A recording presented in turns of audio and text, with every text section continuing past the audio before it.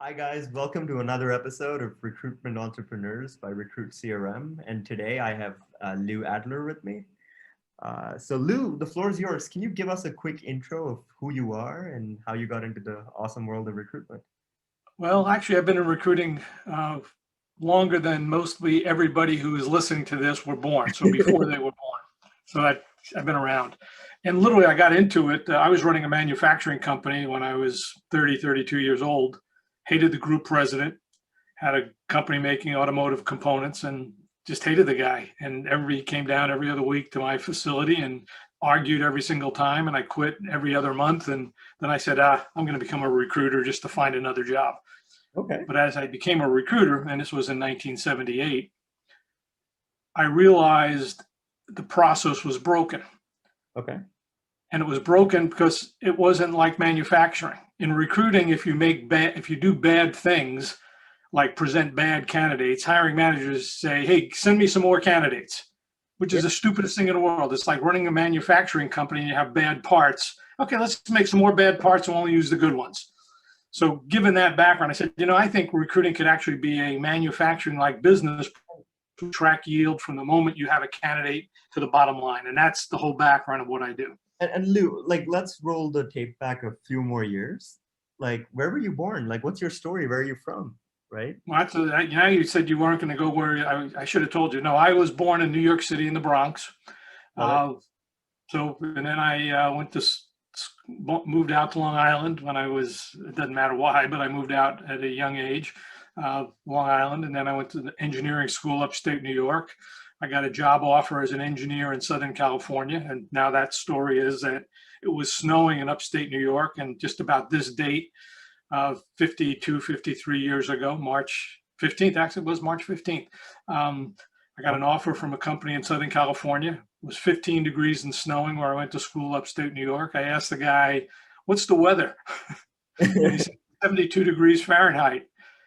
And I said, well, I get relocation allowance. I didn't have any money. He's 22. He said, yes. I said, I'll take that offer. So that was how I got to Southern California. And that's where I live now. I did get sent back on some promotion back to Detroit at a couple of years. But other than that, I've been in California here. But that's how I got here. I got an engineering background, got a finance degree from UCLA.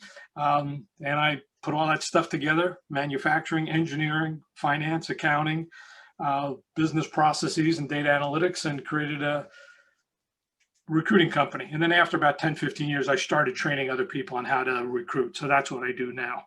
For the last 15 years, I've been training recruiters how to recruit more effectively. And as a professional recruiter, did you do everything? Were you traditionally doing retained searches? Were you doing contingency, staffing, everything?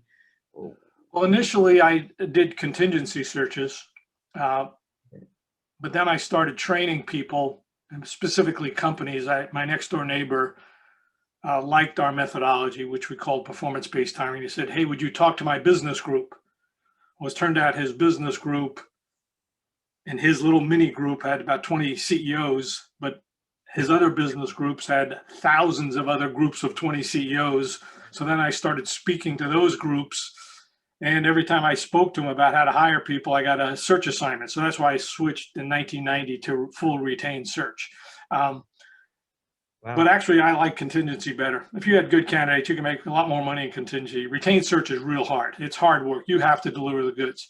Contingency, you just have a couple of good candidates. So I would say my personality is more suited for a contingency search because I always had good candidates. So that was the key difference. And how did you think about, and because you've been in the game so long, how did you think about building your own company when you started out? Did you have a bunch of savings that you had saved up as a nest egg? No. I was making a lot of money. I was running, at 32, I was running a company, 300 people. So I was making pretty good money. But then so now we're really getting back to the personal story. I was using these recruiters to hire manufacturing people, cost people, accounting people. And one of them invited my wife and I over his house for dinner. Okay. And this had to be the #1 recruiter in the world in 1976. So we're talking a long time ago, #1 in the world, without question. Yeah. Had this beautiful mansion, lived in a mansion. He had a Bentley in his driveway. This is a recruiter in 1976, and had a beautiful dinner. As we're driving home, my wife says to me, why don't you become a recruiter?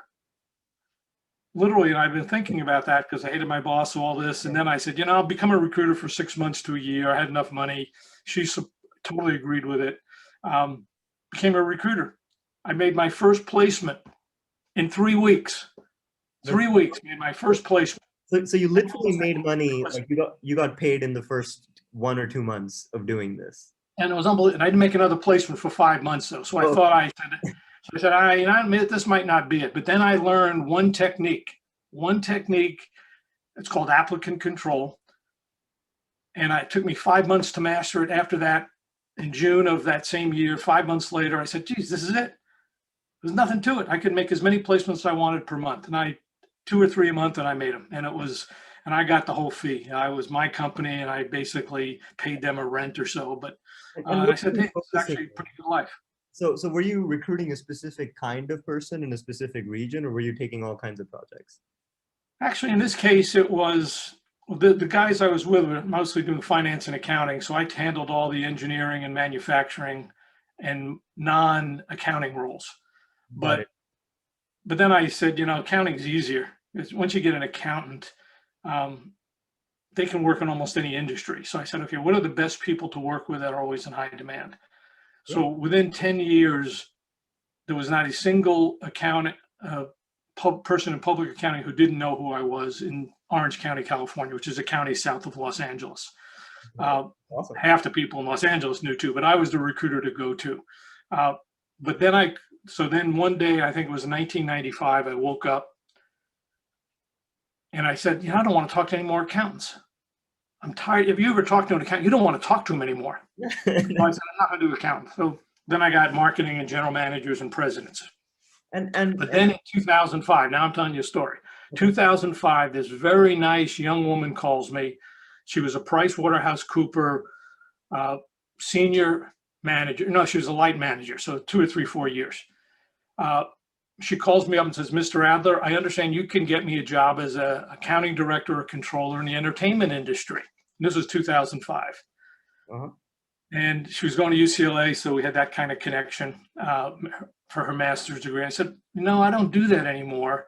But how did you get my name? She said, you placed my grandfather. And then I went home and cried. I said, if I'm getting referrals from grandchildren, I don't need to do this anymore. It turned out I did not place her grandfather. He was a client, though. But nonetheless, so that's the area. But I do talk to a lot of accountants. So I hope I'm not offending any accountants on this call. But that was very few recruiters would be able to say that, right? Like that's crazy, incredible. And Lou, throughout this time that you were running this as a business, were you basically always like a one-man band, or? No. I had one time I had 20 recruiters working for me. Okay, so but it turned out I actually liked 3 or 4 full cycle recruiters rather than managing 20. All of a sudden we got lots of business. But I preferred being a recruiter than training recruiters. But that's how we developed our training company. We took what we did internally. And so you were the biggest business you were when you had 20 people in terms of headcount. But in terms of revenue, like what was the biggest you ever got? I can't say because I didn't like it. So it wasn't really reflective. But what I will say, the recruiters that I had that were good, and this was in 1995, 1996, every single one of them who was good made at least $250,000 a year, took home $250,000 a year. So they probably, every single one of them. Now there were, of 20 people, there were probably only 3 or 4 that were really exceptional. There were 15 who were marginal, and they just made minimum wage. I mean, it was, and what we really did was looked at why those, maybe there was 5 or 6 of us that were really good. But we looked at what was a differentiator between the good ones who were really outstanding billers and people who were average or below average. And we turned over a lot of the people who were under, and it was one factor that drove, well, 2 factors that drove success. But the primary one was we forced people to get referrals. People who get 2 referrals every day, every single day, so they get 10 a week, good referrals for their jobs, build $250,000. This is in 1990, so today's dollars is probably $700,000. I mean, so, it was getting referrals, and we had all retained searches. So there's all retained searches, but So when you're saying referrals, you mean you would call a candidate and you would ask them for a referral? well, yeah, but you had to be pretty sophisticated to do it. You didn't just ask. I totally understand, but at a high level. But get the referral. So this is where I said that was it. But to get the referral, you had to know a lot of things to do. You had to understand the job. You had to know who to contact. You had to be persistent. You had to be able to convert the job. You have to have good phraseology. You had to have good messaging. So there's a lot of work to get referrals, but that was the key. And every week we had a training course. Every Friday morning, either online or in person in Southern California, we got together and we had a training program on how to get referrals, how to overcome objections. And that's a lot of the basis of our training today is how do you get referrals? And so some recruiters would rather not get on the phone, but you have to talk to people. Lou, is your core business training? Is that how? That's all I do. I do not do any recruiting anymore. All we do is training. So when was the last time you did a search or recruitment project? I do what we call as a shared search where we help companies do it. So we kind of get involved, but we don't charge the full fee. We just charge the training fee and we train our recruiters. So I probably would say last year we did a VP marketing search, but it was not a full search. But that's not real business anymore. The real business is around training, right? Recruiters and recruitment agencies going in. And so now, what kind of recruitment agents? So do you only train corporates or do you also train agencies? No, both. We combine corporate and third party. And because a lot of our viewers are people that are either starting new agencies or have small agencies themselves, what does the program look like in terms of the training they can expect and how much it costs them and stuff like that? Just a rough range. Well, let me kind of just go to the basis of the training. So this goes back to what I said was, while referrals was the most important, how do you get those referrals, and the methodology of getting them took a lot of skills. It wasn't just getting a referral. Okay. And this now goes back to the program. So let me kind of just talk about it from a business development standpoint. When I heard about an open search assignment, and it didn't matter where it was, in the paper, and in the olden days, it was, you look in a newspaper and you'd see jobs posted. What we would do is people would call us and just ask, hey, do you have a job? So let me give a story that would make sense. And this was probably around 1995, 2000. I can't exactly remember. I heard that one company was looking for a VP marketing. I called up and I said, what I would like to do is give you an introduction to our methodology. It wasn't called totally performance-based hiring, but it's called performance-based hiring, but it's how we take a search assignment. We ask a few questions about the job. And our question is, what does the person need to do to be successful? And so we really drive into create performance objectives for the job. For an engineer, it could be take over a new department, design a new system. For an accountant, it could be upgrade the reporting. For someone in a factory, it could be improve the turnaround the manufacturing processes, but it's stuff that people do. So that was really, really critical. So we would always introduce ourselves and say, let's just talk about our approach for defining work. So now I had this opportunity, and it was a company about $100 million in Southern California near Los Angeles. And I got invited because somebody heard that I did this a little bit differently. So I walk into the office and it was 8:30 in the morning and there was two other search firms there. Somebody from Korn Ferry, because we talked to each other in the lobby, and someone from another search firm I hadn't heard. So this was a big search. Today's dollars would be 300,000. Those dollars are probably 125. So it's still a big search. So I go in first. I wouldn't urge everybody to do what I'm about to tell them to do, but this is what I did. So I went into the room first, and there was 5 or 6 VPs in the company, and they said, well, okay, Lou, tell us why your company is different. Here's what we're looking for.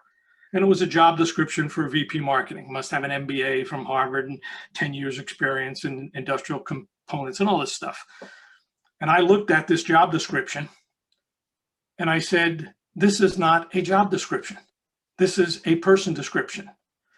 Now, this is where the story gets hazy. I believe that I just pushed it aside.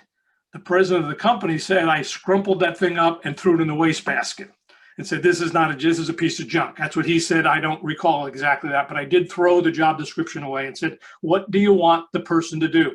He said, what do you mean? I said, yeah, if the person's here for a year, what would this person have accomplished over the course of the next year where you felt you hired an outstanding person. And it turned out they wanted to grow 50% and set up a new product line and roadmap. And that was a bunch of half a dozen things they had to do. And I said, oh, fine. And this took about 45 to 50 minutes to do. And about the 45-minute mark, it was only supposed to be a half-hour meeting, the secretary of the president comes in the room and says, is this meeting almost over because you have two other recruiters sitting out here waiting to make their presentation? And this is what the president said. He said, I've already decided we're going to go with Lou. You can tell them I'm sorry. I apologize for making them come out here. I got the search assignment just by doing that. And you were able to and I was disappointed with those guys, I guess, but our approach was totally different. And I've gone head to head with Korn Ferry, Hydrogen Struggles, small medium companies. When you don't know the job, you cannot do the search. It's a bunch of BS. And if a recruiter doesn't, so you talk about getting referrals, I can't call up a VP marketing or get a referral from a director of marketing if I don't know what I'm talking about, if I don't know the industry, know the job, know the manager, know the culture, know the team. You have to be very knowledgeable about that whole situation in order to get that referral. So while referrals are important, there's a lot of work behind getting. Totally got it. But so now going into it, right?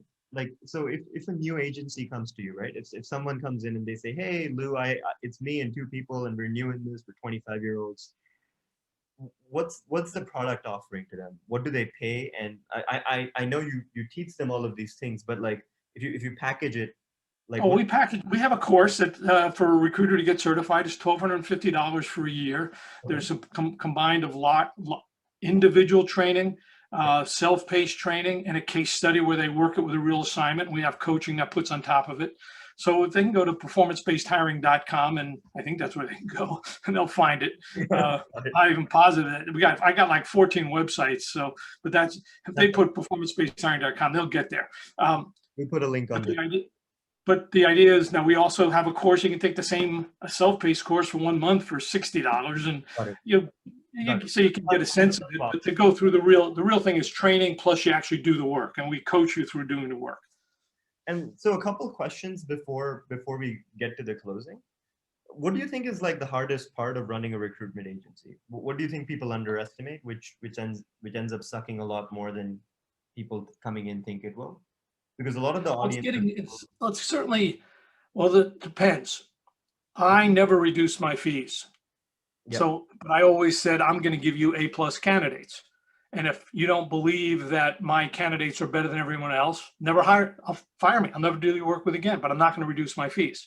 Now, the question was still like, when you ran your firm over the years that you did, what do you think was the hardest part of doing your job on a weekly, monthly? I know, I'm trying to get to that. And my answers tend to be a little bit circuitous, but the answer is that business, if you don't have enough business development, nothing else matters. And then everybody else is hustling to get the fees and then hustling to get a search assignment or a job order. And I didn't look at it that way. I turned jobs away that I couldn't do. So the hardest thing was you're in it to get search assignments, but then you just push candidates through without thinking about process. So to me, it's trying to be efficient, doing low marginal work where I said, no, I'm going to do high volume work and I'm going to get paid for it. And I'm going to do my job and I'm going to guarantee everybody for a year. So I had a different methodology in which we did it. Most search firms don't buy into that. They're into the hustle game, and I was not into it. I was into the quality game. And when you did start, right, when you and your wife had that conversation in the car and you started becoming a recruiter, what was your backup plan? Like if the recruitment thing just didn't work out, what did you plan to do? You got to remember, I was running a company. I was a general manager of a 300-person company at the time. I was making good money. I knew I could get out for 6 months and get another job. I had offers even when I was out there. I'd go out to, like, there was one company, my first search assignment was for a plant manager for a company making automotive wheels. The guy said, so I just walked through the plant. He said, do you want to be the plant manager? I said, absolutely not. I'll find a person who can do it. So my backup plan was I could run I had plenty of offers. So I knew I was competent enough to do what I was doing before I became a recruiter. And now, a few closing questions. Like, so what are the growth plans for the next 5 or 10 years? What do you plan to do? Retire? Well, Like, I know you've been doing this. First off, I'm 74 years old. Yeah. So I don't have growth plans. I have life plan. If I stay alive, that's my plan. Like, But I do have a book. But I do have a book coming out, the 4th edition of Hire with Your Head. That's coming out. In fact, I got to turn it into manuscript in next week to Wiley, so big publisher. Amazing. Already have plans to market and promote that book and give talks if I can. So that's my plan. I got a nice RV that I'm ready to take a drive if it's kind of That's awesome. over here behind my left shoulder somewhere. So cool. And my right shoulder, I guess. And Lou, with all of your experience, right? If you went back 54 years in time and talked to your 20-year-old self, what's the one piece of advice you'd give yourself? I know there's a lot of things you might want to tell yourself, but like, actually, that's a question Nathaniel Brandon asked, and so it's a good question.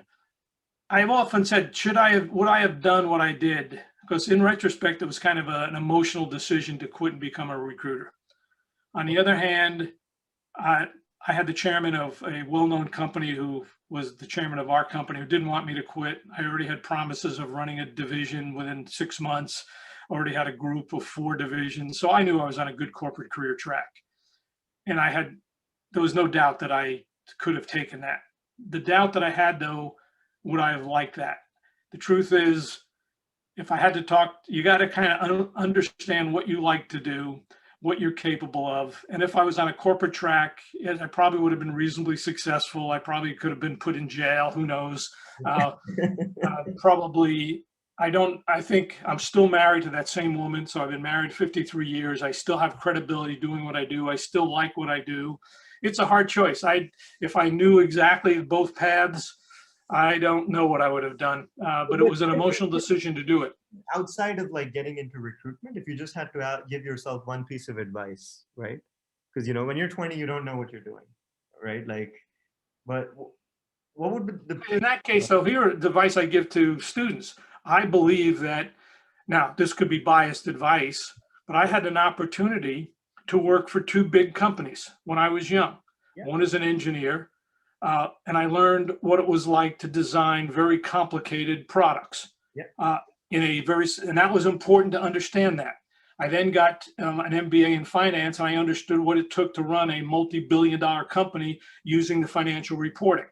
If I went to a startup or those things, now that was only 2 or 3 years, 2 years as an engineer, 3 years, 4 years in finance, and then I got to run divisions, so 10 years. I learned a heck of a lot.